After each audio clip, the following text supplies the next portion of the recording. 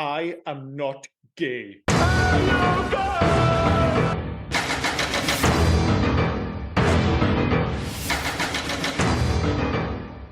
I'm Liam, this is Rob, and welcome to the first part of our Christmas season of Hey You Guy podcasts. This week we look back at what I would argue is easily the funniest Christmas movie ever made, in many respects the most distasteful.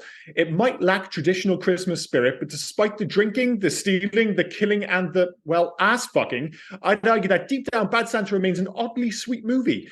Whatever you might think though, nearly 20 years since its original release, damn, that's depressing. I think we can all agree that there is still nothing quite like Terry Zwigoff's and the Coen Brothers' Bad Santa. Now, Rob, for me, this has been an absolute staple of the Christmas calendar for the past, 19, nearly 20 years. Yeah. Same for you, or? No, this is the second time I've seen it. Second time? Jeez, yeah, only the second time. And to be fair, you said a lot in that intro then about it being sweet and it being like killing aside and all this. Sweet on its own terms. Yeah. The one thing I didn't find, and I don't think this is a problem with it, a detriment to the film. I didn't think it was funny. Really? There is no comedy in this film for me. It is weird. It's just it's watching a man just go down some sort of rabbit hole of drink and debauchery, but it's not funny. I think it's really fun. I mean, in many respects, it's the ultimate one-joke movie. Basically what you described. It is one joke. And I guess it all depends on whether you find that joke funny. Luckily, I do. So I think it's a super charming film. And even outside that one joke... I'm not taking anything away from it. I'm not taking anything away from what you said. I think it's charming. I think it's really... It's as you said, it's sweet. It's a good watch. But I just didn't think it was a comedy. I honestly didn't think. It's depressing more than anything else. It is depressing at times, and I totally see where you're coming from. And I think this all comes to. I know it was directed by Terry Zwigoff, but as I mentioned in the intro, it's in many respects it's a Coen Brothers film. It's not directed by them, but the concept came from the Coen Brothers, and then they came in, even though there was a script, because they were asked to direct it, but they said we're not directing anything we didn't write. But then, of course, they were given the script to give another look over, and they ended up rewriting huge chunks of this film. And when you go back, it's surprising how much it actually feels like a Coen Brothers film. And like a lot of their films, they're amusing rather than funny. I've mentioned it a whole bunch of times. Like, I love the Coen Brothers. There's some of my favorite movies are Coen Brothers films, but they're not often laugh out loud funny. If you go to the cinema and watch it with these like cinematic douchebags, I remember I went to see Big Lebowski on the big screen, and you get these guys laughing too hard as if I get the joke. It's occasionally you get like laugh out loud, but for the most part, it's just amusing, and it's the same with this. I think that's it. Yeah, that's it. There's giggle moments. You ain't gonna shit right for a week, and then you see Octavia Spencer saying, "I ain't coming anywhere near you. Last time I couldn't shit right for a week." You get these little giggle moments, but they're not, as you've said, laugh out loud funny. It's really to see this guy just fall deeper and deeper and deeper into alcoholism is depressing. It's just like as I'm watching, you're making me watch a Christmas movie where I want to slip my wrists. Like it's weird you say that, because I've read some people suggested that this film is like the ultimate counter programming against the traditionally saccharine Christmas fare. But I don't see it as an alternative to Christmas fare. I watch this because I love Christmas. And I like the fact that they push it so hard. And yes, it is depressing to a certain extent, but I think they always walk a fine line. There's always just enough levity. Like, one of my favorite scenes in this film is Billy Bob Thornton pissing himself. Like, that is a ridiculous sentence to say. And it is, if you stop and think about it, this guy who is a complete alcoholic pissing himself where a bunch of kids are waiting to, sit on his knee. Yes, it's a mess of a film. But as I said, I think it always keeps just the right side of levity. Like, if anything, when it gets depressing, it's closer towards the end of the film where he really starts realizing what a mess he is. When when he becomes like self-reflective, that's when I think it becomes really depressing. But because he keeps doubling down on his own misery, and there's always like a quip just around the corner, I think it's always just about okay, or it is for me at least anyway. It's insane, isn't it? Because you say things like that, but to me, I mean, he's shy of kidnapping a kid. He basically moved into this kid's house and he's kidnapped him, or taken him hostage at least. Yeah. He's taken over the thing. He's lying to everybody. I mean, the only good thing going for him is Lauren Graham, who is I love her "fuck me Santa" line in this film.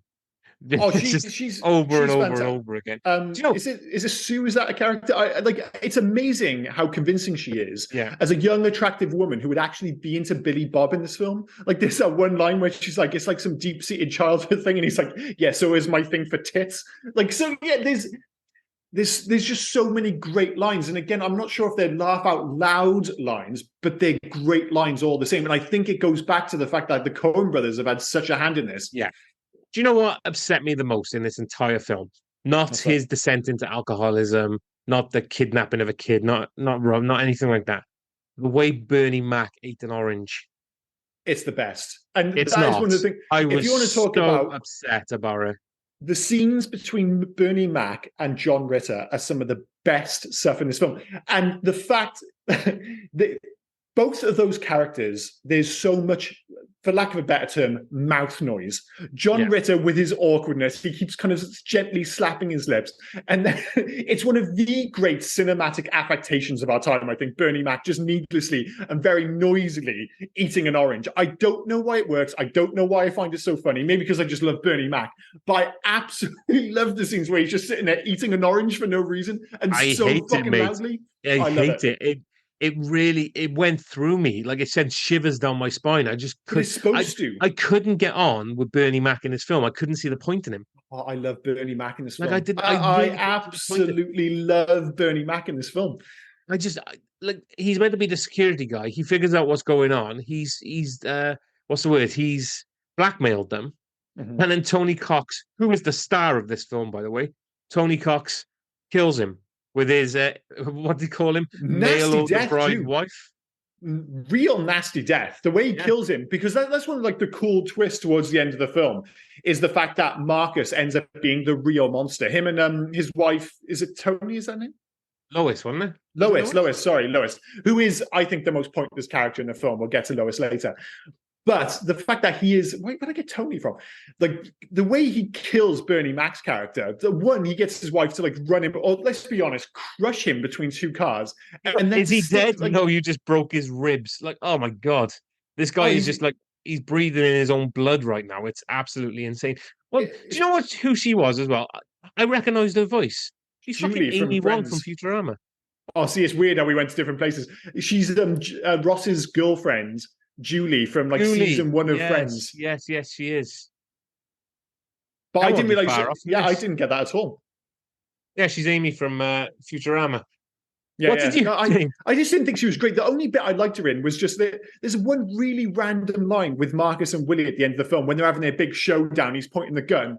He just says, "We're just men and Lois," and he repeats it twice. It's such a weird line, but I think it speaks like the bizarre tone of this film, which I think it either kind of clicks for you or it doesn't, and it absolutely works for me. It'd be interesting. Are you a Coen Brothers fan? Yeah, I am. Well, to a point. I mean, I absolutely adore. You've already said it, Big Lebowski. Mm-hmm. I think it's great. I thought Burn After Reading sucked. Mm-hmm. That's a I bit love, too. It's a I bit love too broad, I think. Oh Brother, Where Art Thou? Yeah, it's classic. So yeah, A mixed bag. Yeah, I think that's fair enough, though. But yeah, it's kind of like Coen Brothers, but not. You can feel it's that mix. It's obviously you can feel their fingerprints on the movie, but it's still something different. And if anything, Terry Swigoff, who's a director I didn't know anything about, he directed Crumb in 1994, which had pretty good reviews. He did Ghost World in 2001, which I'm a big fan of.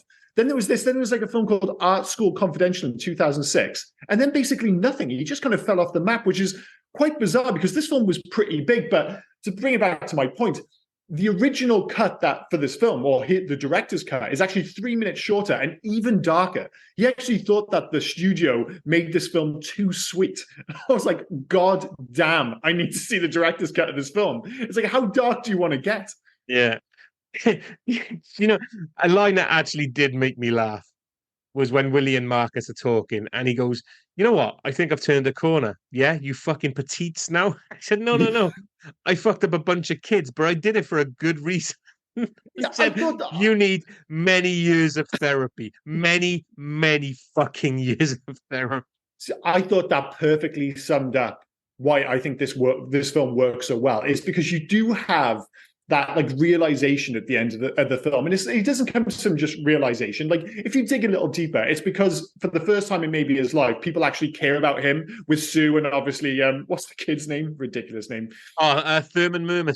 Thurman Merman. The fact that they actually care about him, because there's all the hints about the fact that he had like an abusive father and stuff like that. But even when he does suddenly care a little bit towards the end of the film, it's still totally on his, like in his own unique way. He's still a complete piece of shit. He doesn't become an angel overnight. He just suddenly cares just a little bit. But he is a douchebag to the end of this film. Make no mistake.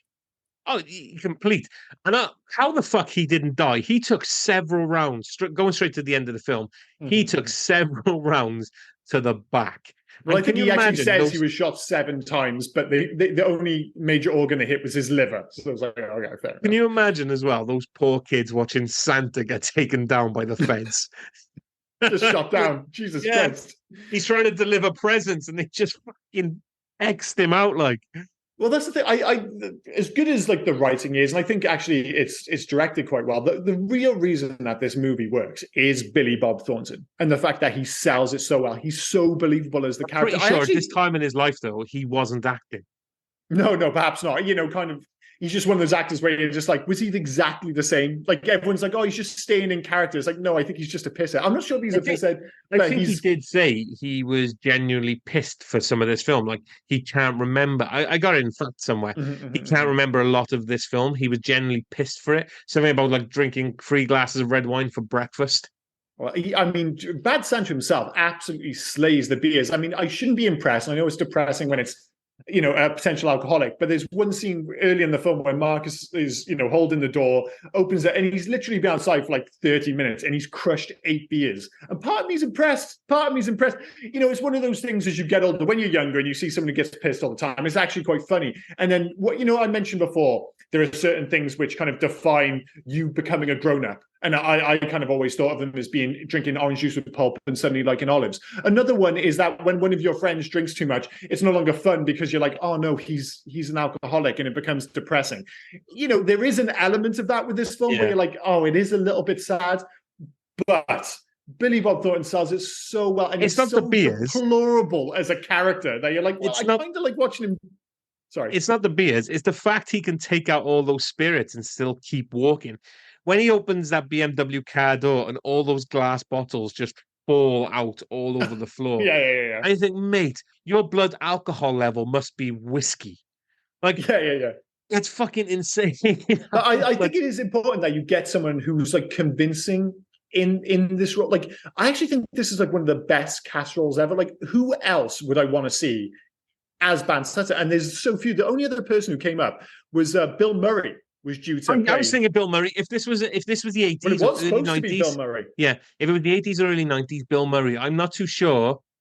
An older Bill Murray. Well, that's the thing that you've got to remember. All right, everyone wins out of this because basically he ended up turning it down to do Lost in Translation, so everyone wins. But this was still in his kind of like towards the, like when we still thought of him as a more purely comic actor, and because he was a bit older, he didn't have that haggard look. I think he could have pulled off everything post Lost in Translation. Almost feels like the Bill Murray 2.0. Like some people might say it started with like Rushmore, which was a few years earlier. I think that was like 98, 97, something like that. Yeah. But for most people, they'll think of like the slightly downtrodden, sad-looking Bill Murray version 2.0, started with Lost in Translation and continued on with like the likes of Broken Flowers and stuff like that. So I think in 2004, he probably could have pulled this off. And I'm sure he would have been great. But do I want to swap Billy Bob Thornton for Bill Murray in this film? No. Do I want Billy Bob Thornton in Lost in Translation? No, but also I think if ever you could have swapped 2 roles and they both could have conceivably been great, I think they both, I think Billy Bob Thornton in Lost in Translation kind of works in the same way I think Bill Murray in Bad Santa also kind of works. I've just been looking through my notes and there's another considered for the role of Willie. And I think actually would have worked because it's basically just a TV version of Billy Bob Thornton at this point. Dennis Leary. Dennis Leary, I think, he would work, wouldn't he? Let's be fair. The only thing with Dennis Leary, it's a bit he'd have to have more dialogue if it was Dennis Leary. The only thing I'd say with Dennis Leary, and I'm not talking about the performance, I'm just talking about the baggage that comes with Dennis Leary, is that it would inherently be self-aware, and I think it would slightly change the tone of the movie. Whereas I think just Billy Bob Thornton's a complete shite bag, and he almost doesn't give a fuck about it. Yeah. I think with Dennis Leary there'd be a bit more self-awareness, which would slightly. I'm not saying he wouldn't be great in it, but I think it would slightly change the movie. But yeah, Dennis Leary would still be fun. I would like to see a version of this with Dennis Leary, I think, because I've always been a huge fan of him anyway. Yeah, I mean, if you don't have him doing that walk with Tony Cox towards when it says 7 months later or several days later, wherever it is, and they walk into John Ritter's mall, if you don't have I'm an Asshole playing. I love that scene because at the start of the film, especially when you haven't seen it before, you're like, oh, well, maybe this is kind of suddenly getting a little bit more Christmassy because you have the song playing in the background. Yeah, he looks like a pisshead, but they walk into the mall. And just as you think it might get Christmassy, for no reason whatsoever, he just throws an empty bottle through the window of a car. It's like, what the fuck? I like just before that as well, when they're arguing, he goes, I'm going down to Miami. Well, I'll call you in 12 months and you'll come running. And then you see him in Miami behind what you perceive is his bar. And he's just made himself a lovely drink and he's smiling. And then all I know him from, the coach from the Goldbergs rocks up and says, get out of my bar. And it's just and it's weird because it's not a movie fight. Like when he punches him in the stomach and then he's trying to chuck him over the bar. Yeah. Billy Bob's not doing. Yeah, because he's not doing the stunt man throw over the bar or whatever. He's clumsy as fuck. It's like this guy is genuinely pissed and cannot move. He's like dead weight. Yeah, it looks like it's kind of off the cuff, but I love that. Like he's such a pro pisshead that he's not just sneaking behind the bar. Because I've seen that in bars in my time. That drunk person who, if the bar is unattended, will sneak behind the bar and pour himself a drink. You know, I have literally seen that happen. But to sneak behind the bar and not just pour yourself a drink, but to like add a little cocktail thing, like the full works. I'm like, oh yeah, this guy is a pro. And then just in case, excuse me, you're unaware of just how slimy it is. It cuts to him sitting on a park bench, staring at these clearly underage girls, drinking a beer, which is creepy enough. But for some odd reason, it makes it so much worse by the fact that he's also eating an ice cream. I don't know why that makes it so much creepier, but it totally is. No, it's the pinball scene. Oh, and she is young looking. Under it, when he's showing her how to nudge the pinball machine, and then he's basically dry fucking her up against the pinball machine, where you've got poor Tony Cox, Marcus in the background, just looking at him going, you're going to get us arrested. Like, this is fucking ridiculous. It's just one of many things that, make no mistake, I don't think this movie gets released in its current format in 2023. There's just no way. There's a few too many references to retards and mongoloids for that to happen, for one thing. But like throughout, it really does walk the line of being extremely distasteful. And I think, again, to bring it back to the casting, the fact that despite him being so gross, Billy Bob Thornton is still an oddly likable screen presence. Like if you had someone on screen who was just purely unlikable as a screen presence as well as the character, I think this does turn into an unpleasant watch. But because it's Billy Bob Thornton, it's like one of the questions my wife asked, like, how does Billy Bob Thornton keep having sex with all these women? And I was like, well, how does Billy Bob Thornton in real life end up with Angelina Jolie? Yeah. There's just clearly something about him. And as gross as he is, when you get all these women, like Sue, for instance, like you said, there is where you're like, it's not unthinkable that women would find him oddly attractive. It was the stripper before he went to Miami, or no, sorry, it was whilst he was in Miami. It was the stripper who he put a $5 scratch card into her pants, and she still comes home with him. I think that was it. I took that as in he was paying for sex, 100%. Well, for $5.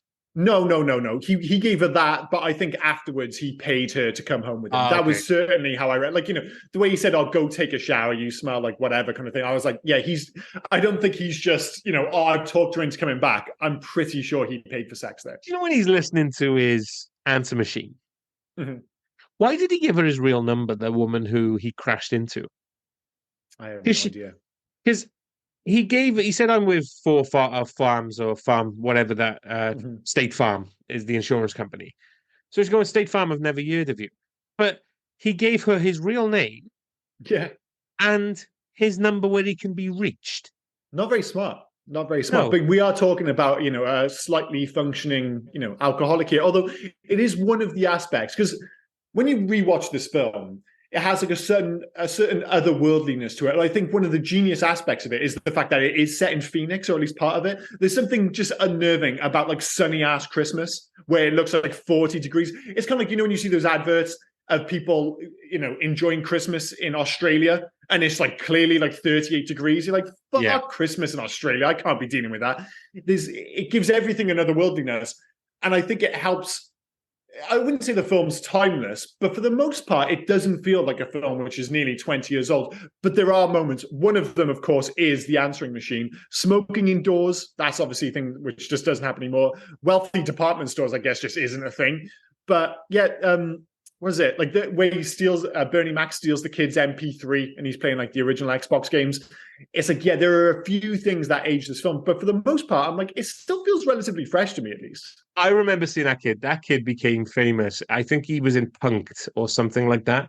Mm-hmm, mm-hmm. And I remember he was famous, and then he was in one of those Spy Kids films. But I've always thought that kid was like a 60 or a 50-year-old man just shrunk down. There's something about his face that just makes him kind of like the kid in Big. Yeah, just makes him feel older than he is. And it's weird because his name's Ryan Pinkston, right? And I've just looked up his IMDb, and he looks the same, but just with hair. Facial hair. Like with facial hair. It's you get some of these. It's weird. It's so upsetting. When you meet someone like you went to high school with, so you haven't seen them for like 16 years. Yeah. And then you suddenly run into them like 24 years later, whatever the hell it is. And you're just like, they look exactly the same. They're just taller. And it's almost weird. You're just like, dude, you've got the same fucking face. You just got a child's face on like a man's body. It's bizarre. It is very, very upsetting. I'm going to show you this picture now. I'm so upset with it. Yeah. Well, he showed me a picture of the actor, by the way, so you can check it out at home if you want. But yeah, Ryan Pinkston. Check out his IMDb picture because it's upsetting. of all the people to go after, bizarre. Who thought it would be him? Do you know what pissed me off about it? What's that MP3 player? Like that, he's got it around his neck. I never knew anybody that wore an MP3 player around their neck. It looked like a Tamagotchi to me. Yeah, I was just going to say it looked the exact same as a Tamagotchi. Although Bernie Mac, again, is fantastic. I'm still amazed you don't like Bernie Mac. Although the one thing I didn't get about his character is they say he's a mall detective. What the fuck is a mall detective? Like, all right, we've had this in other films. It seems to be a staple of US films where Commando is the obvious one that stands up.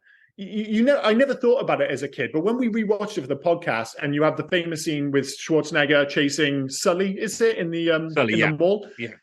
And the mall cops show up, and you suddenly realize there's like 14 armed mall cops. Like, what fucking mall has 14 mall? But then this mall has not only does have mall cops, it also has a mall detective. I know. What the fuck? Is that a real thing? That definitely wasn't in Paul Blart Mall Cop, was it? Like he was able to actually, I don't know, get a promotion to Paul Blart Mall Detective at that point. Yeah, Like, it was really weird because he gets to be a plainclothes mall cop. Apparently, Bernie Mac does his own office. Honestly, and it's just basically any excuse to have him and John Ritter in the same room together. I know you found it disturbing with the way he talks. And believe me, one of my pet hates, like up there with people talking at the cinema, is people eating with their mouth open and like noisy eaters. It goes right through me. Yeah. But the whole point of this scene is that it's supposed to be gross. As I said, they're both making these horrendous mouth noises. John Ritter is such a feeble, gross character. Like every face he pulls is absolute gold. And Bernie Mac, they don't actually have a huge amount to work with, but I think they both absolutely knock it out of the park. It was actually John Ritter's last role, wasn't it? I think. Yeah, his last role. Live action role, because he had a couple of voice roles after that. Clifford's the Big Red Dog. And King of the Hill. So he had a couple of voice acting roles that were released posthumously, but this was his last live action on screen role. But what was really weird about it? But he's great. Yeah, because he disappeared after the Mole Detective Orange scene. Mm-hmm. He kind of disappears because then it becomes more about Bernie Mac blackmailing him, and then Bernie Mac dies, and then they apparently then have the run of the mall because it's not great. I mean, Paul Ritter Paul Ritter disappears because Bernie Mac has turned around to him and said, "No, he's fine. He fucks. It's fine. He likes to fuck people in the ass. It's no problem. He's a saint. He doesn't do it in front of kids. He's a saint." And it's like at that point, then John Ritter goes, "Oh, you know what? I'm all right with this. I'm going to disappear from the film for the rest of it." And there's another like 45 minutes left of this film. Yeah, it's almost like you could argue that John Ritter's character, and I don't get me wrong, I'm glad he's in the movie because it's such a great performance. But from a narrative perspective, he's not needed in the film because if you can make the argument that the only reason he's needed is to get Bernie Mac interested in what's going on. Yeah. But because he's the mole detective, he doesn't need John Ritter complaining to him for him to look into it. If he's the mole detective and he sees this guy pissing on himself, acting like a complete moron, he'd have more than enough of an excuse to start looking into what's going on, perhaps looking an excuse to fire them, then suddenly realizing the gig they've got on, and obviously he's a shite bag, so he wants in on it. So there's no actual narrative reason for John Ritter's character to be in at all. And once his narrative purpose is complete, an enforced narrative purpose, because I say it's not really needed, he does just disappear from the film. But make no mistake, the plot of this film is hanging by a thread. Even the stuff with Bernie Mac, it doesn't matter. And it comes back to the fact, like we said at the top of the podcast, this film is one joke stretched out to 90 minutes where they've just inserted just enough plot for it to kind of work as a movie, but it doesn't really matter ultimately. Yeah, there's like what's really weird is there's hardly any stakes in this film. There is no plot, really. I mean, as you said, it's hanging on by a thread. I just want to mention one more thing about Bernie Mac. He definitely wasn't getting paid per word, was he? Because no.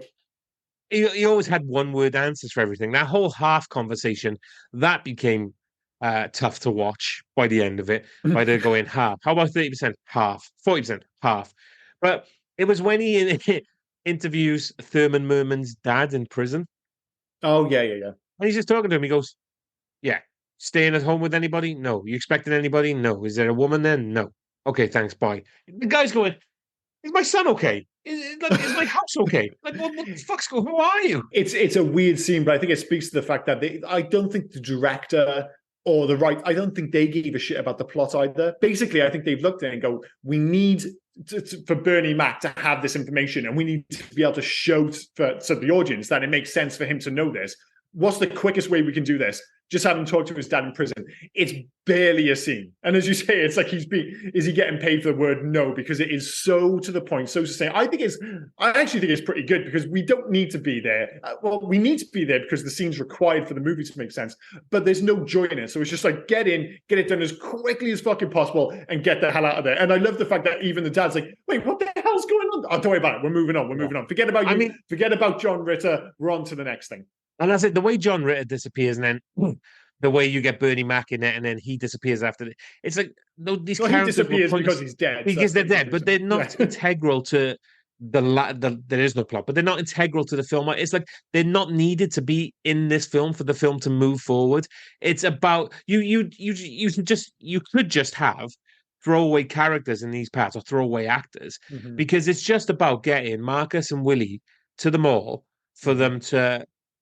For Willie to act the way he is for 90 minutes, and then for it to get to the end where Marcus turns on him. You don't need you're saying that else. I'm literally trying to think, would the film be any different if Bernie Mac didn't exist in this film, or John Ritter for that matter? And I think you're right. Don't get me wrong, I want Bernie Mac to be in this film, and I like the fact that you have the excuse to have these interactions. I think it was just basically, we've got this great comedian, let's get him into this film. But yeah, from a narrative perspective, that whole plot, it just kind of sits there in the background and it doesn't go anywhere. And whatever happens, they're going to get to the end of the film where Marcus gets sick of Willie and turns on him. You don't need these guys to move any. It's the Raiders of the Lost Ark query. Exactly what I was going to say. Exactly. It's like the bullshit version of Raiders of the Lost Ark, where if you remove Bernie Mac and John Ritter, everything plays out exactly the same. Nothing changes. Yeah. Nothing whatsoever. Yeah, nothing at all. Right. Yeah, except for, my enjoyment of the film. And that's fine. But I wonder, but then again, I can't say that. I can't act all big about it, saying I wonder if that's why I didn't get on with them, because they weren't integral to the plot. But I love Raiders of the Lost Ark, and Indiana Jones is not integral to that plot. I don't think if you don't like Bernie Mac and John Ritter in this movie, or Bernie Mac in particular, I think if he's somehow integral to plot, I don't think you suddenly like him because it's not that kind of film. I don't think it matters. I think you either like him, and I don't like him because he's an interesting cog in the narrative wheel. I like him because I think he's funny as fuck, and I think he's just a great character. And I think that's where we differed on this then, is because, you think he's funny as fuck, but I couldn't find the comedy in this film. And again, I'm not going to turn around and say I didn't like this film. I liked it for different reasons, I guess. I just didn't see it as a comedy. I definitely 100% see it as a comedy. And I think it is one of the funniest. And I probably one of the many few who doesn't like it. Yeah, it's not as broadly funny as maybe something like Scrooge when I'm thinking of other Christmas comedies, but I think this maybe goes for laughs a bit more. I think it's a funnier movie than Scrooge, put it that way. I prefer Scrooge. I think it's a better movie. I think this is funnier. Again, it's one joke, but it's a really good joke. And the whole film is peppered with great character. Like Octavia Spencer shows up in this film for just no apparent reason. And, that whole scene, like I quoted at the start, the whole, I think it was the ass clown scene. When he says ass clown. Yes. Like when he said, I'm not gay. And then he tries to fuck him over. You are as queer as a $10 bill. And it's like, I think the actor's name is AJ Naidu. And it's the era of the great Indian comic character actors. Like when I think of that era, I also think of, I think his name is Jerry Bednoll of all things, as Mooj in The 49-Year-Old Virgin. And he just pops into that film for no apparent reason and just, it's not about fucking and balls and pussy. It's about love. It's about people. It's about connection. It's not about tossing salads, rusty trombones, and the dirty Sanchez. Like he doesn't need to be in that film, but he just comes in and stays in. If ever there was a scene in this film where there was no reason for it to be in it, it's AJ Naidu's scene with the whole "I'm not gay" sequence. He's just in the bar. He stares at him, and it doesn't go anywhere. They have the altercation in the parking lot. Yeah, and he just disappears. I'm not sure if he's saying I'm not gay, then he tries to bum him. Then he just disappears. And that is it. And there is literally no reason for that scene to be in the film other than the fact that it's funny. And it is funny, but, you're either comedy is incredibly subjective. So, and to be fair, because you kind of lost me after when you started talking about The 40-Year-Old Virgin, because I've never seen it and I never will. Why would you never see The 40-Year-Old Virgin? Because it does not interest me. It just, from seeing clips or seeing the trailer, just not a fan. Does not interest me. Comedy, because that feels like one of the absolute key movies. Like when I think of the early 2000s, I think of The 40-Year-Old Virgin. I think of Old School. I think of I don't know, Tropic Thunder. Do you not like any of those films? Or I like Tropic Thunder. I like Old School. The 40-Year-Old Virgin has never interested me. That's and while we get on it, Anchorman sucks as well. Dude. Yeah, it's not funny to me, mate. It's not funny in the slightest. Anchorman might be the funniest film I've ever seen. And again, I don't want to be critical because, as I said, comedy is and when I say art, I mean painting, stuff like that. It's if you go to a modern art gallery in particular, if you go to a modern art gallery, it's so incredibly subjective because quite often you don't even have the objective level. If you go to a national gallery, for instance, and you see all these amazing paintings, it might not be for you, but you can see objectively, they are unbelievable pieces of art, even if they're not for you. But if you go to a modern art gallery and it doesn't click for you, it could just be a ball and a toilet on the floor. And you're what the fuck? And comedy is closer to that because it either tickles you or it doesn't. There's almost nothing objective about it. It either works for you or it doesn't, and that's all there is to it. The thing with Anchorman is I'm not a Will Ferrell fan, so I was never going to I can't stand it. And I'll put it out there as we're talking about Bad Santa was 2003 as well. I'll put it out there straight away. Elf sucks. Elf's terrible. That's an interesting one. I like Elf, but then I like Will Ferrell. It's not my fit. I don't love it as much as other people do. But I was talking to the guys in work about this, about where Bad Santa ranks on the list of Christmas movies. And one of the things that came up was are there any decent modern Christmas movies? Are we talking 5 or 10 now when you say list? What do you mean? I don't know, top 5, top 10. Top 5, top 10. Is it one of the best? But one of the things that came up was that idea of a modern Christmas. Where are the good modern Christmas films? And I immediately was oh, well, what about Bad Santa and Elf? And immediately I was oh, fuck. Elf is coming up to its 20th anniversary. It's not new at all. It's just old now. And so is this. But the only one I could come up with was, did you ever watch Klaus with J.K. Simmons and Jason Schwartzman? That was great. The animation one on Netflix. I thought that was good. If you get a chance, that's the only one I could think of, though. The best modern day one so far is Violent Night. That the modern day Santa film. I think that's I absolutely haven't seen that. fantastic. Oh, I haven't mate, you're seen that. missing out. I Well, think that film. there is some good stuff, but I don't think there are many modern classics because as good as Klaus is, for instance, and don't get me wrong, that's much more of a traditional, albeit animated Christmas movie. I'm not sure if there's many that'll still be watched like 20 years from now. In the same way that, when we think of like Scrooge, and maybe it's to do with, maybe so much of it's like attached to nostalgia. So I might be being unfair there, but I take take the joke Violent Night out of it. I still think it's a great film, but in regards to Christmas, me and my wife enjoy, and we have watched a few times now, the Christmas Chronicles 1 and 2 with Kurt Russell. Kurt Russell. We think they're great. We think they're I, very good Christmas films. They're charming as fuck. Excuse me, I like them. I watch them and I love Kurt Russell. And don't get me wrong, I love a few things more than Kurt Russell with a beard. And when I heard Kurt Russell was going to play Santa and that Goldie Hawn was going to be Mrs. Santa, I was like, dude, this is my movie. This is my Christmas movie. Yeah. It's fine. I would go as far to say that they're even good, especially the first one. But I don't think it'll be beloved. I don't think it's going to be I'm not going to say beloved. I'm going to say charming. But to be fair, from my point of view, charming's fair enough. Bad Santa isn't beloved. Elf isn't beloved. Agreeing with you, there's no beloved. So I think Christmas a lot of people love 80s and Bad 90s, Santa. I think. Well, but like I said, Bad Santa, that's out of the equation anyway, because as much as I'd love to think of it as a modern film, it's an old Christmas film now. We are talking nearly 2 decades old, which is super depressing. But for me personally... You upset me a little bit because you've said this is better than Scrooged, objectively, and I don't think it is. No. I think it's funnier than Scrooged. I think this has more traditional laughs than Scrooge. I prefer Scrooge. I think Scrooge is a better movie. Like, this isn't a great movie.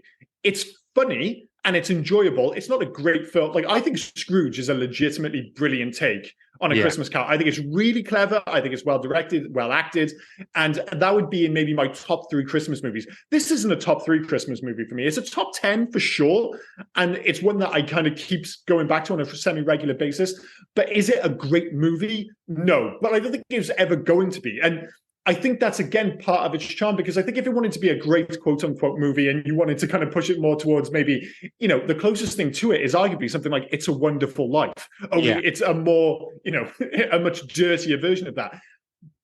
And it does have, as I said, that slightly sentimental turn towards the end of the film, but it never really crosses that line. I think it's happy to just be one joke told well for 90 minutes. The only thing I didn't get, and it's my least favorite part of the film, is when he's having a showdown with Marcus at the end of the film, and Marcus is pointing the gun, all of a sudden, Willie goes on like an anti-capitalist rant, which comes absolutely out of nowhere. He's like, oh, look at all that. Like, do you need all that shit? Yeah. I'm like, it feels out of character. It feels out of place in this movie. And if there's one thing where I'm like, it feels totally forced with this film, it's the bizarre anti-capitalist rant. And I won't even say a rant because it's maybe a few lines, but it comes out of nowhere. And I don't think it doesn't sit well with me in this film. But it's one of the few things that I don't like about it. Who grassed him up to the coppers? Was it Willie? I missed that. Did he dob himself into the coppers? It was the kid, wasn't it? It was the kid, was it? Yeah, it was like accidentally kind of thing, because he was like, and then the cop showed up. Did you notice who the cop was? No, I missed the cop. Well, the police officer, as soon as I heard the voice, I was just, because I didn't recognize the face, but I was like, man, I know that fucking voice. It's John Bonnell, who does the world's wildest police videos. Yes, he's in my trivia because he's an actual sheriff. Oh, yeah, he is an actual sheriff as well. Yeah. But that I know him from World's Wildest Police videos. Like, I've never seen them. They still pop? Like, I never really watched them, but he's got such a distinctive voice. And he would come on at the start and say, these criminals thought they could get away from the cops, but blah, blah, blah, blah, blah. And he just, as soon as I heard him say one word, I was like, I fucking know that voice. And yes, it is from that. But it's funny because you see at the beginning of the film, the security, you said, do you recognize the security guard right at the beginning was Billy Gardell, who was Mike and Molly with Melissa McCarthy. Oh, yeah. And then you had the mum as well. Like there was one of them when he was trying to sell more pictures to the mum, and she said, "No, you're okay. I don't want." He's been in loads of things lately. She was in like A Million Ways to Die in the West, the US version of Shameless, Family Guy, The Marvelous Mrs. Maisel. As soon as I saw it, you think, "Fucking hell, yeah, I recognize you from everything." Yeah. I don't know why when you were saying that, I was just trying to think of, like, I was just briefly going through my notes. And I remember one of the kids asked for something. And in fairness, Willie does react in the right way. He asked for a Fraggle stick car. He's like, "What the fuck is a Fraggle stick car? Do you know what a Fraggle stick car is?" Not clear. Oh, that's all right then. It wasn't me. I haven't looked it up. I just remember I put a note. I got Fraggle stick car ? And I should have looked it up afterwards. I'm looking it up right now. Hang on. I love the fact that he goes Fraggle stick car. Like, what the fuck is get the fuck off my lap? And I was just like, yeah, that's how I would react as well. Fucking Fraggle stick car. I actually think that all those scenes with the kids on his lap are so good, and the fact that it goes so hard, right from the off in this film, it's not messing around. Like the voiceover is absolutely brutal. And just in case you don't get it, legit, and I've already mentioned, legitimately, the first thing he does is in front of a bunch of kids is sit on the chair in the middle of a mall and piss himself. It is absolutely gross. The levels of debauchery from his character are just off the scale throughout, and he never tones it down. Right. So two things. The first thing being, I'm with Willie on people approaching him, especially when he's off duty. Oh, when that woman came out of nowhere and said, "Tell him what you want for Christmas." While he's eating lunch, mind. Tell him what you want for Christmas, dear. And he's like, "Fuck off." and it's bad parenting as well, because his Santa's jacket's open. He's not got the beard on. Why would you take your kid over to see a Santa who's clearly off duty? So she's a dick. It's one of the few times he was absolutely relatable. I was like, yeah, he should tell her to fucking do one. Terrible parenting on her part. But the only thing I can think of, the only thing I'm finding for Fraggle Stick Car, I'm sure he says Fraggle Stick Car. Yeah, it is Fraggle Stick. It's a whole thing. Like there's T-shirts about it. What do you want for Christmas? All I want for Christmas is a Fraggle Stick Car. And I'm finding McDonald's toys of characters from Fraggle Rock in cars made of like carrots or chili or celery. And brilliant. I love the fact that it's just not a thing. Although, there's also a YouTube. I'm not going to click it now. There's a YouTube video like from the 50s or 60s, by the looks of it. It can't be from the 50s. An old one where a little girl asks for a Fraggle stick car. So I don't know if it's a callback to thing nobody knows about. Maybe it's some bizarre in-joke or reference which we don't get. But yeah, well, it's lived on. That's the thing. If it's weird enough, people will kind of latch on to, because everyone's like, what the fuck is a Fraggle stick car? But to bring it back to like one of my favorite moments of Willie's absolute debauchery is when he shows up at Thurman Merman's house for the first time, and he just by chance has a balaclava and like a club in his pocket just in case of emergencies. Yes, as well. Who's there with you? My grandma. Is she spry? She's right, yeah. He goes in, he goes, "Grandma, are you spry?" But like one of the reasons, again, this film works is because, as much of a douchebag as he is, the chemistry that Billy Bob Thornton has, obviously with Sue, and the fact that, like you said, you believe the fact that she wants to have sex with him and they want to be in a relationship. They're just oddly charmed together. But also, as much as he's an asshole, him and Thurman Merman, who's like basically a disabled kid or mentally retarded, I don't know what he is, but they totally have chemistry on screen. Like seeing them together on screen is always funny. Like the bit when he's just standing there, when he's in bed, and Thurman Merman just keeps asking him questions. I don't think anyone has ever played Almost Asleep better than Billy Bob Thornton in that moment, when his eyes are just, what the fuck, kid, just let me sleep kind of thing. And he's just on the edge of sleep, but he just will not leave him the fuck alone. I love the little rant he says when he says about the elves. And he goes, I don't know, one of them's dopey, another one sneezes. That's the Seven Dwarfs. I don't fucking know. I call him Champ or Bob, or like, hey, Champ, look, fucking stop bothering me. Like, he just goes nuts at the kids. Yeah, just like a whole bunch of shows. Like, are you fucking shitting me? Like, what the fuck? Just like how exasperated he is exactly how exasperated anyone would be, but he just vocalizes it in a way because he's an asshole. But we're all feeling it in the same because Thurman Merman, like, of course he's supposed to be like, it's tough on this kid and you're supposed to feel sorry for him, but they really take it to the borderline because he's so gross. Like, they dress him up in such an awkward way. He has a ridiculous haircut and he's walking around, he's got snot on his nose all the time, and like, as mean as it is, there's a little voice in the back here who'd be like, man, I kind of want to kick his ass as well. Like, Jesus Christ, man, wipe your goddamn nose. So the fact that they're willing to take that right to the edge, he's not just some like weakling kid, he is gross. Thurman Merman is gross, and there's clearly something wrong with him. And I don't know why it makes this movie work more, but it just totally does. Right. Sorry, mate. 2 seconds. Yeah, sorry, mate. I've just going for my nose. The one thing, again, I say the one thing, a few of these things made me laugh, even though I still say it's not a comedy.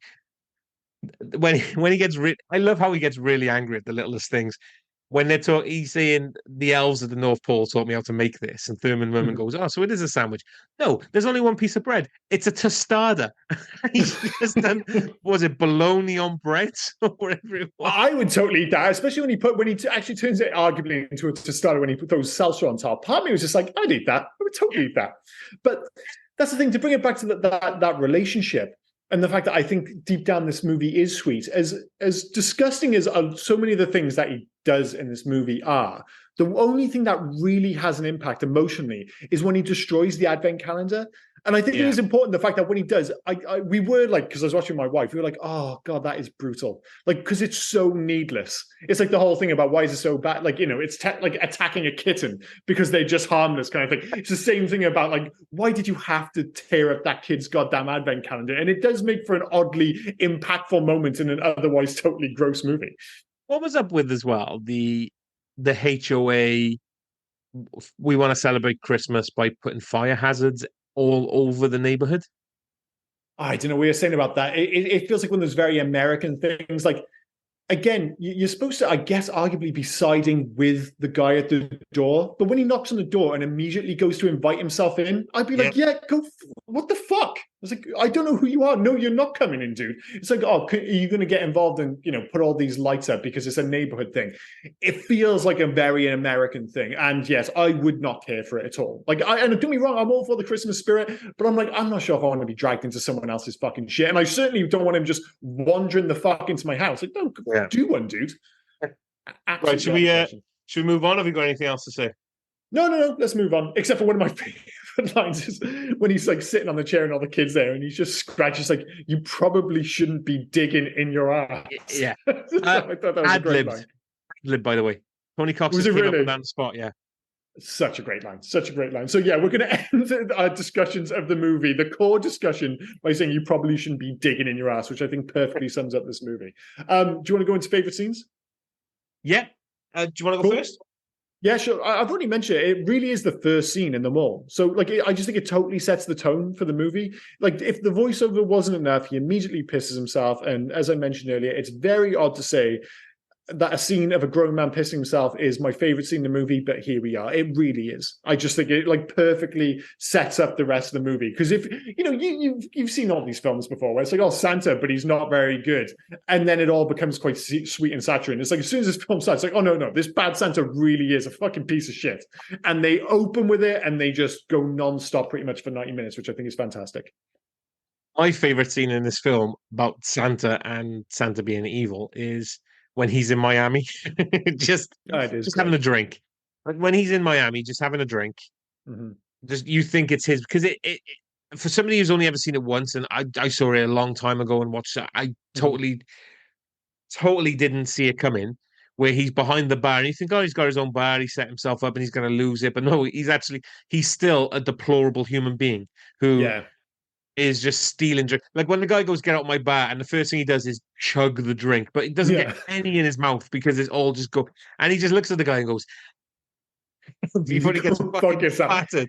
And let's say it leads straight into that scene when, if you really want an idea of somebody who like really sold the concept of somebody being an alcoholic and a dirtbag, of course, he's watching those girls without any qualms playing volleyball. But the fact that he's drinking and eating an ice cream, no normal person drinks a beer and eats an ice cream at the same time. I think that is maybe a sign of an alcoholic that you've got to keep drinking even when you're eating a fucking ice cream. So yeah. Scene.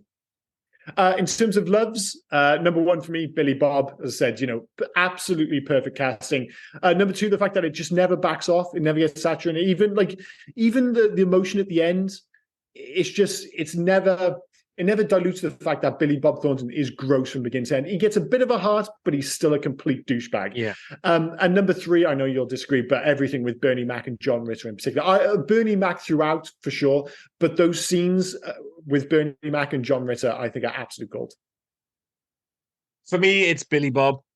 I think he's great in this film in regards to I think he is playing Billy Bob. I think he probably went through something at that time, and I'm glad he's got to the other side of it because I don't think it's acting at that point. It just doesn't feel like it. Well, a lot of the best performances blur the line between art and real life, Yeah. don't they? And I think this is depressingly, maybe for him, one of those movies.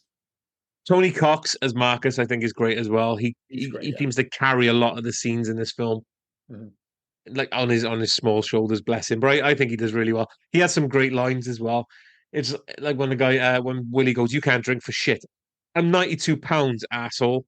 Like Yeah, one yeah. beer probably gets me drunk. And when they're Well, learning to fight, and he goes, "This is bullshit. Why have I got to fight the kid?" And then they all just hit each other in the nuts. yeah, I why does think that seem funny? Like it's really old-fashioned comedy, just everyone punch each other in the dick. But because they all punch each other in the dick, it just works. I don't know why. And it shouldn't be funny because a kid gets hit in the dick. I mean, seeing a But it is. grown man get punched in the dick is funny, but a kid getting hit in the dick? I think it's the way he reacts. Like there's something about his scream of anguish which makes Yeah. it funny. And then of course, if you're not sure about laughing, when Marcus gets hit in the dick and he falls over, and I know I shouldn't say this, but when he falls over, it's like a penguin being pushed over. It is just inherently funny. It's just a great sight gag. And my third one, I want to say Lauren Graham, but only Lauren Graham when she's going, fuck me Santa, fuck me Santa, fuck me Santa, fuck over and over again. 'Cause She's great in this film. it was out of nowhere. She's got all these guys at the bar. She pours Santa a drink and says, "Do you want to Mhm. show me?" And all of a sudden you're getting, fuck me Santa, fuck me. Can I take my hat off at least? No, leave it on. Fuck me Santa, fuck me Santa. You think, Yeah, okay, she's just that's it. into Santa, so it's fine. It's You fine. think that joke is done. And then no, it happens again when they go to the house. Yeah, he's got to keep the hat on. Yeah. Well, again, it's the whole day. It's like, why would she be into him? It's like, well, there's one very obvious reason why she'd be into him. I know. Fuck me, she Uh, must be getting some work in during Christmas then. I guess so. Yeah, yeah. Yeah. I think she'd be doing just fine. In terms of hates, number one, bad sequels to great early noughties movies. I'm not even watching. I watched a bit of it. I was like, I just find it upsetting. Number two, would have liked more Bernie. I know you feel differently, but feels like the most Coen Brothers aspect of the movie. I think the whole story with Bernie Mac, not just his character, but the narrative behind it, that feels distinctly Coen Brothers to me. And number three, Lois doesn't really land for me at all. I mentioned. I like the line at the end with just men and Lois, which I don't think makes sense, but is oddly funny. But Lois's character is just kind of there. I don't think she adds anything. So yeah, I can see her go. And if I was going to add a fourth, I mentioned it earlier, the anti-capitalist message at the end, which I just don't think lands.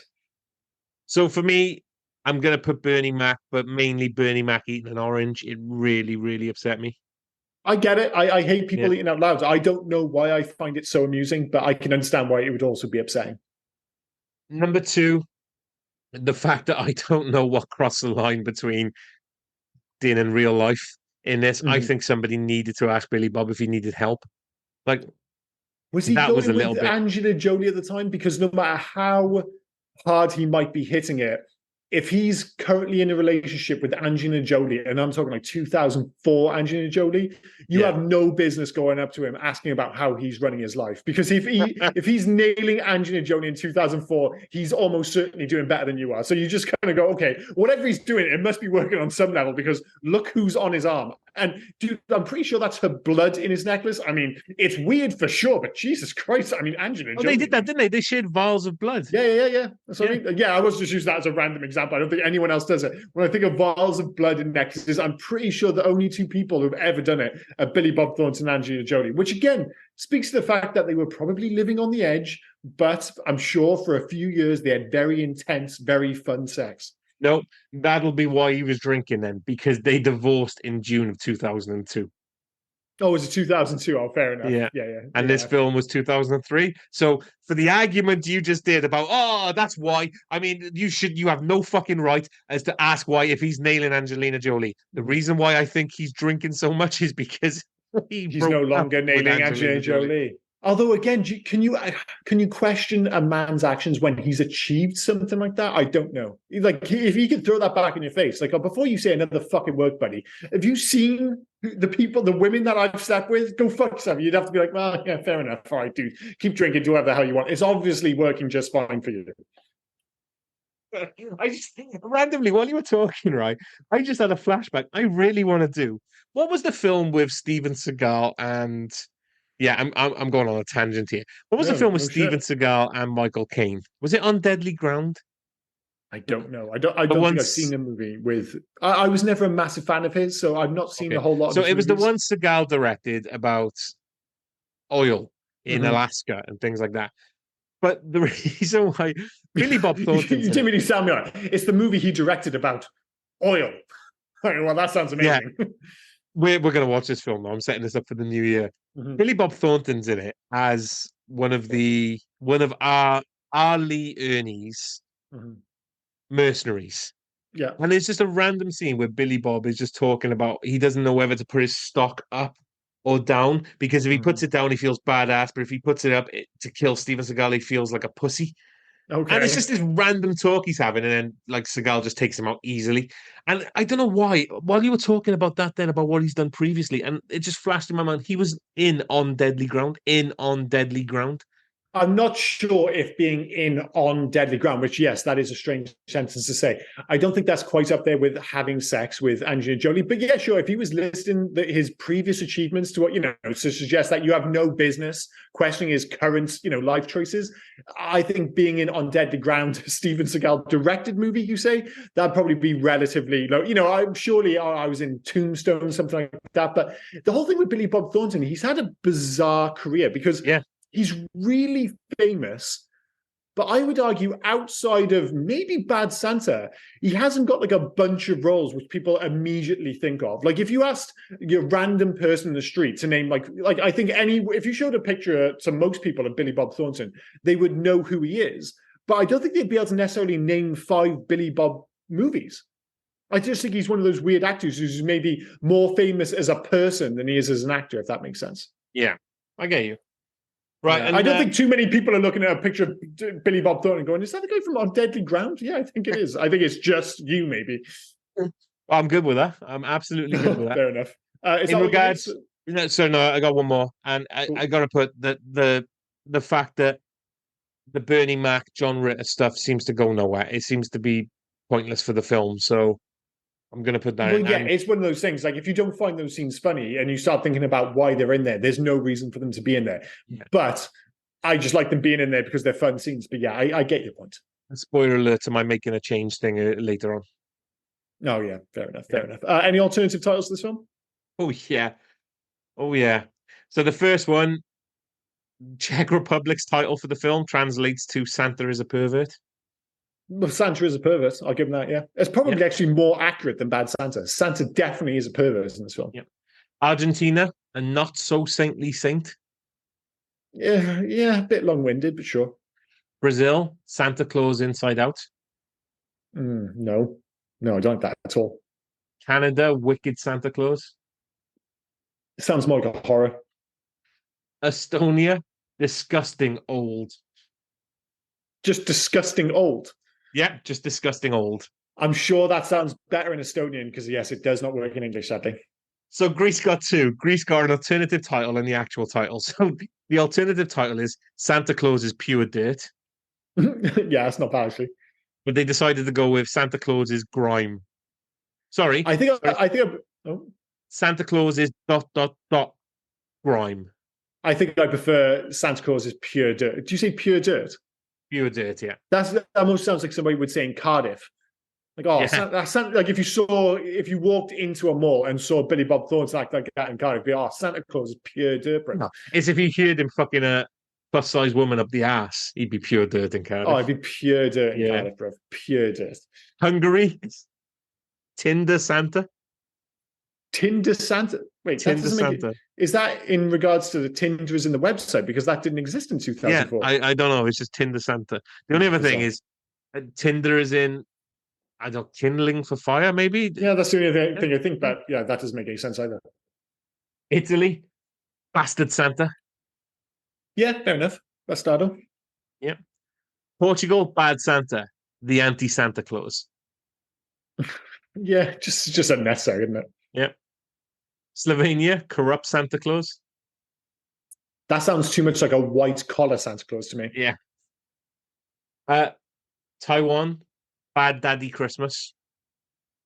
No, I don't like that. That does sound a bit more oddly perverted. Yeah. Turkey, New Year's heist. No, because it's not New Year's heist. It's a Christmas heist. Yeah. Uruguay, a not so holy Santa.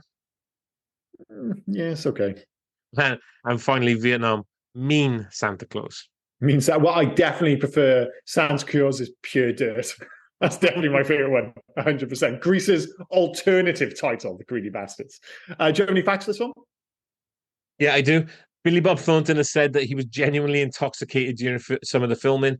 In the escalator fall scene, he actually passed out after drinking 3 glasses of red wine for breakfast, followed by vodkas, cranberry juice, and a few Bud Lights just to take the edge off.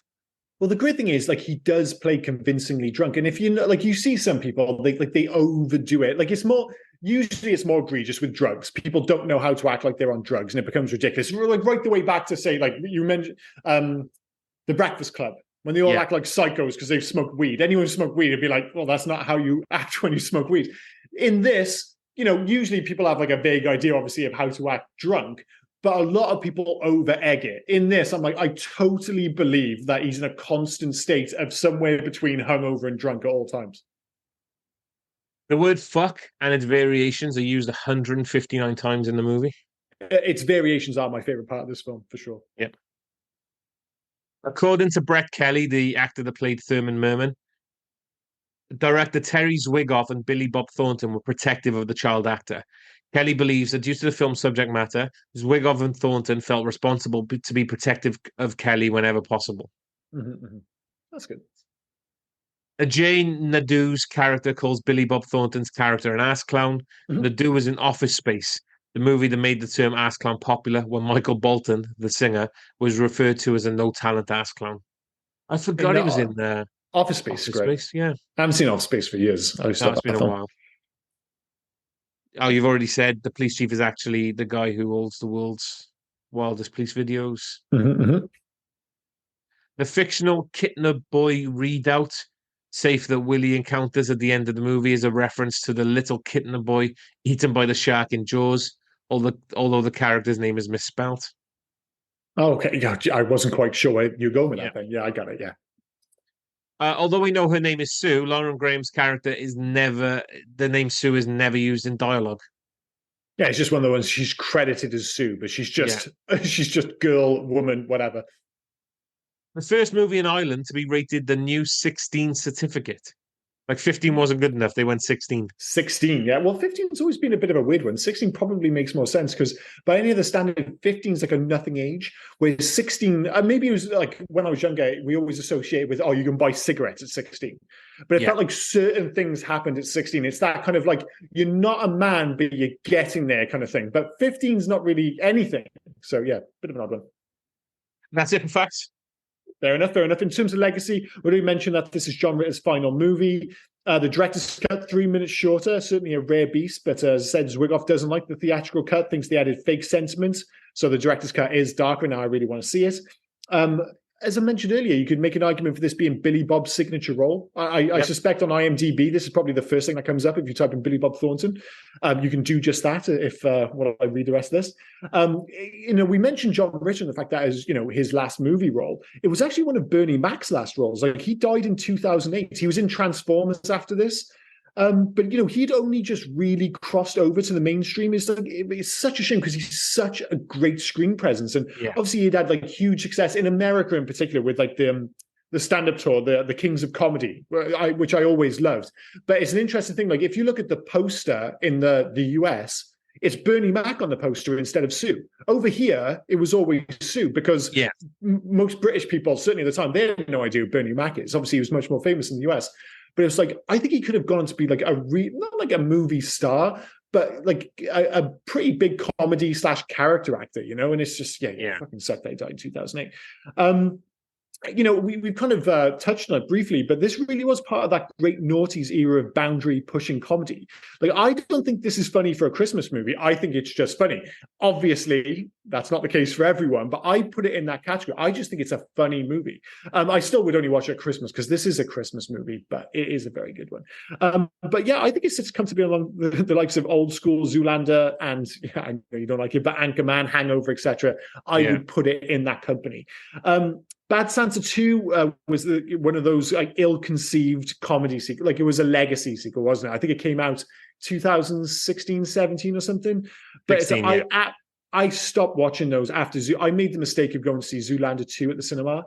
And it was so upsetting that I just kind of abandoned all subsequent comedy sequels. Like, I won't watch Hot Tub Time Machine 2. I won't watch Bad Santa 2. I won't watch Coming to America 2. Don't get me wrong. If one of them had, I'm not like being belligerent about this. If one of them had great reviews, I'd go and see it. But unsurprisingly, they all got dog shit reviews, and then they're not well received. And it comes back to the fact that I made the mistake of watching Zoolander 2. And again, I know you're not a fan, but if anything, it gave me a new appreciation of Anchorman 2, which isn't as good as the first. But I remember being really disappointed with that when it came out. But I went back and rewatched it. Anchorman 2 is actually pretty funny. It's got some really good stuff in it. It's really messy, even by I've never Anchorman seen it. standards. Yeah, and I know you're not a fan kind of thing. But Anchorman 2 is probably one of the better kind of legacy sequels. But yeah, sadly, Bad Santa 2 sits alongside all the stinkers. But yeah, that's pretty much it for Legacy. And, we mentioned the fact that it's one of those kind of Christmas movies, which is, I think, hung around. Like, if you go into like Sky Movies and they have like a selection of Christmas films, they always do Sky Christmas. It's there, yeah. I haven't checked, but I was like, this has to be there. And it'll hang around for another 10, 20 years, because if nothing else, there's still nothing quite like Bad Santa. Let's go back to what you said. If I put Billy Bob Thornton in IMDb, it'll come up in a known for. So we'll play the game again. What's Billy Bob known for? 4 films. Oh, I literally, it's bizarre. All of his movies just dropped out of my head. So, like, I immediately think of Tombstone, but I don't think he's in that enough. So I don't think that. No, he's not known. He's not known for that. Was he in Monster? Was that the film he was in? He was in that, but he's not known for that. He's not known for Monster. No. Oh, I give up. Like, what are the Bad Santa 2? Nope. Bad Santa's not on the list. Are you serious? All right, go on. I'm serious. Drop it on me. Sling Blade, again with John Ritter. Fuck you! Like, no, not fuck you personally. I don't. I know you're just reading the list. How dare you read fucking IMDb to me, you prick? But the idea that Billy Bob Thornton is more famous for that than Bad Santa is absolutely ludicrous. Yep. Sling Blade, A Simple Plan. A Simple Plan, yeah, that's fair enough. Yep. The Man Who Wasn't There. I mean, the Coen Brothers film, yeah. Well, I've never heard of The Man Who Wasn't There. Is it a Coen Brothers film? It is, yeah. It is a Coen Brothers film. It was all shot in black and white, and he famously had to smoke tons and tons of cigarettes. Yeah. I know he smokes a lot in this, but he had to smoke like a bunch of unfiltered cigarettes for that film. And it is very good. Again, though, dude, there's no way he's more known for that than Bad Santa. Just no way. It's a good film. But again, the classic pointless test. You go ask 100 people on the street to name Billy Bob Thornton films. I think one person is saying that. The fourth one, Armageddon. Oh, yeah, I'll give you Armageddon. I'll give you 2 out of 4 there. 2 out of 4, but I would still argue that he's more famous for this than even Armageddon. I think he was great in Sling Blade, by the way. I'm just going to say. He directed as well. No. He was good in Sling Blade, but I just don't think he's that. Like, it's just not. Nobody's talking about Sling Blade other than us. Nobody is talking about fucking Sling Blade, dude. And let's be clear, he's good in Armageddon. He's like, what, 6th build? I'd put like Tin Cup ahead of that. Yeah. Not Tin Cup. Was it Tin Cup? I was going to say he wasn't in Tin Cup. No, Pushing Tin. Pushing Tin, thank you. Pushing Tin. Yeah, the one with the planes. Yeah. Not the golf one, the plane one. Thanks for showing me the hand gesture for plane as well. Just pushing your hand up. The one with planes. The one that does this. The one with planes. Not the golf one, the fucking plane one. But yeah, should we move on? Yeah, I'm still really upset about that because I think he's more famous for Bad Santa than any of those films. But hey-ho, let's move on for sure. Make a change. You've already hinted at what yours is going to be, so please forge ahead, sir. Yeah, so it's basically just give John Ritter and Bernie Mac something integral to the plot. Like, it just feels like they're a wasted opportunity. And I think that's why I didn't go with them. My Make a Change is very similar, but for a different reason. I don't give a fuck if they're integral to the plot. You just want more of them. I just want more Bernie Mac and John Ritter together. I can make an argument for getting rid of Lois, but if I'm going to pick one, I would say more John Ritter and Bernie Mac in this film. Yeah, makes sense. In terms of video games, I mean, there's no Bad Santa video game, but what I thought of is there's a video game by Coffee Saints called Goat Simulator. So Goat Simulator, where you basically run around town. Here we go. How the fuck are you going to link Goat Simulator to? Well, it's really famous, and it's basically there was a whole bunch of video games a few years ago, and the other one is Surgeon Simulator by I think it's Bossa Studios, and it's a similar thing where it's not just, you run around town as a goat. This goat is almost impossible to control. So the fun is the fact that you're trying to control this goat, but this goat's just doing its own thing. And the same thing with Surgeon Simulator. You're trying to, be a surgeon, but controlling the hands is really hard. So you end up pulling out people's heart and stuff. And I thought that'd be kind of funny because he's drunk and you're trying to control Santa, but he's, basically uncontrollable.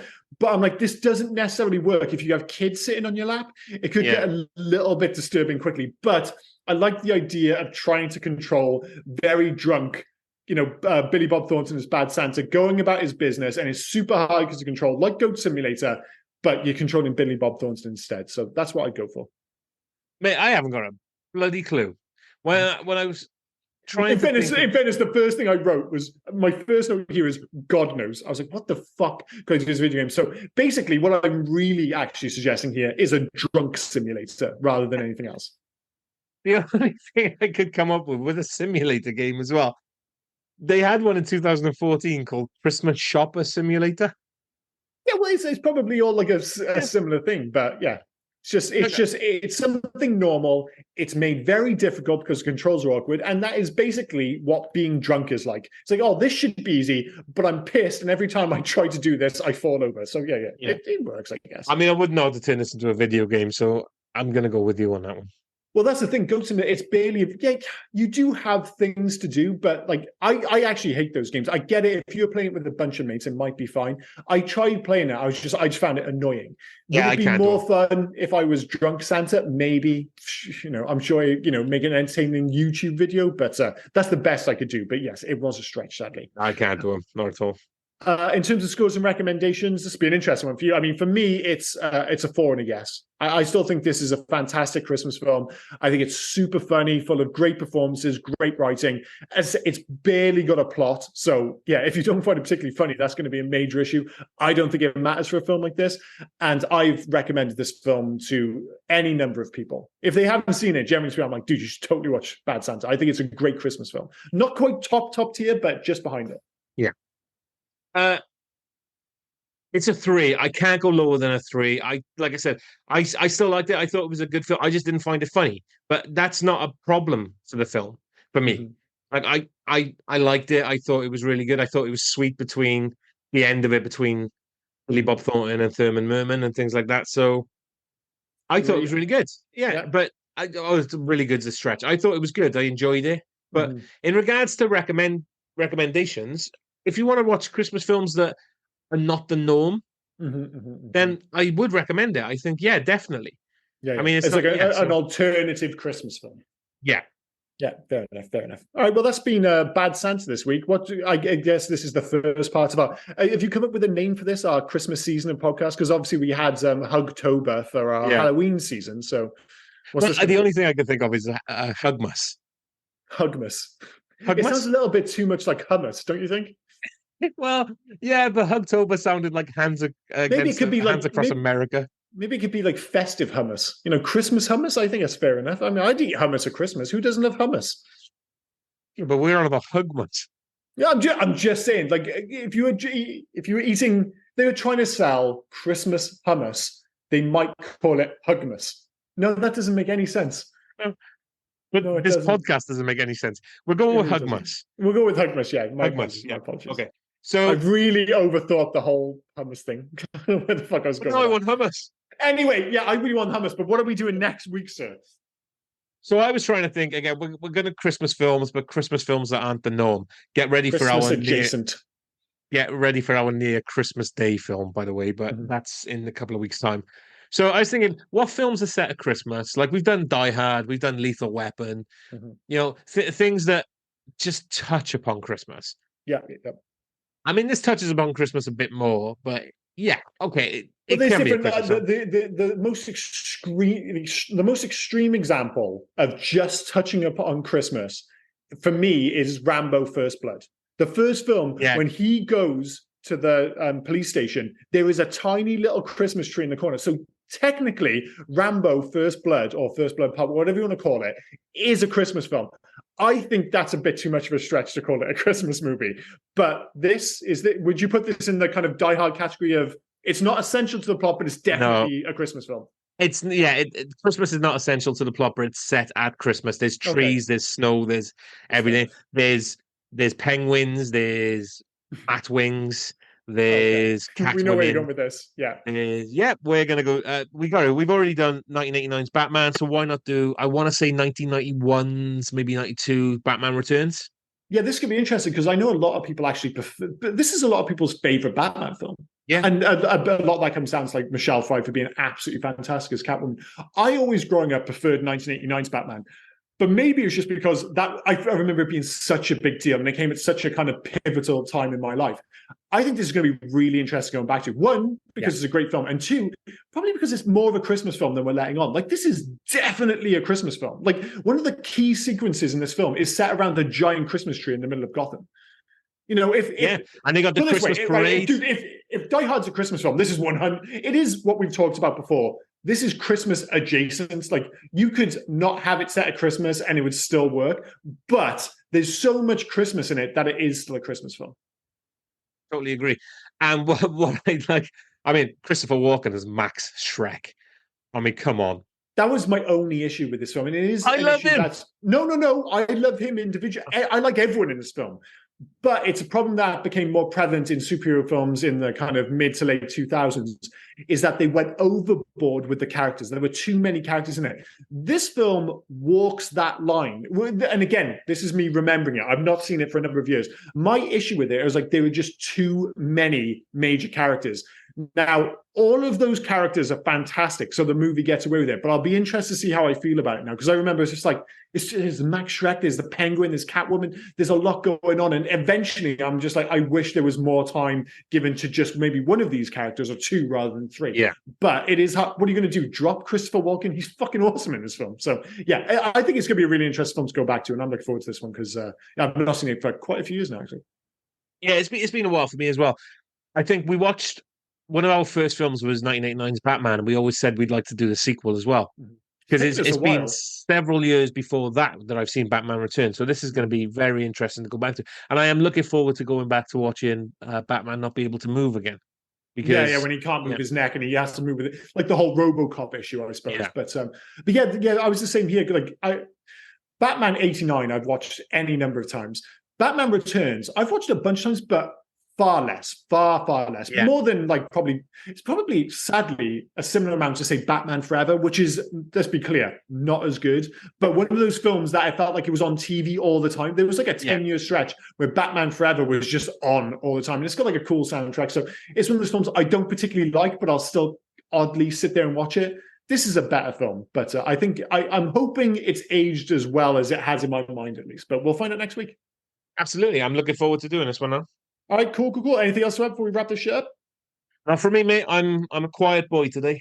Fair enough. Okay, I've been Liam, this has been Rob, and you have been listening to Hey Guys podcast. See you next week for the second part of our Christmas season of podcasts, or hummus, or whatever. Hugmas. Jesus Christ. I need to have some tweets. It's ridiculous. All right, cheers, guys. Bye-bye. You're hungry just a little bit, yeah? Yeah, just about. Yeah. Cheers, guys. Oh, and before I forget, where can folk reach us if they were so inclined to? Well, you can actually reach us on Hey You Guys 80s at Facebook, Instagram, and on Twitter. But if you want to send us a mail, do heyyouguys80s@gmail.com. Send us in your recommendations. Send us in your thoughts about any of the episodes. Just literally talk to us. We'll have a one-sided talk with you on the podcast. Yeah. We're nice folk. Get in touch. But no, cheers, guys. Bye-bye. Cheers, guys. Bye now.